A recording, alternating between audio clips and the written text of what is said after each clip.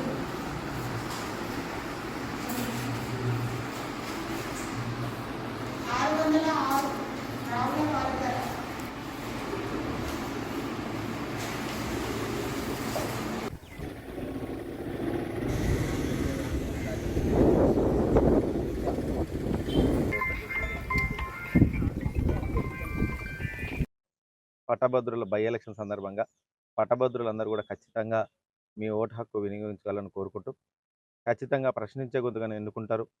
మన సమస్యలన్నీ పోరాడడం కోసం ప్రభుత్వాన్ని వాళ్ళు చేయాల్సినటువంటి పనులన్నింటినీ కూడా నిలదీయడం కోసం, మనకు కావాల్సినటువంటి వాళ్ళు ఇచ్చినటువంటి హామీలన్నీ నెరవేర్చడం కోసం మీరందరూ ఖచ్చితంగా మంచి వ్యక్తికి చూసి ఓటు వేస్తారని నమ్ముతూ, ప్రతి ఒక్క పట్టభద్రులు కూడా ఓటు వేయాలని కూడా కోరుకుంటూ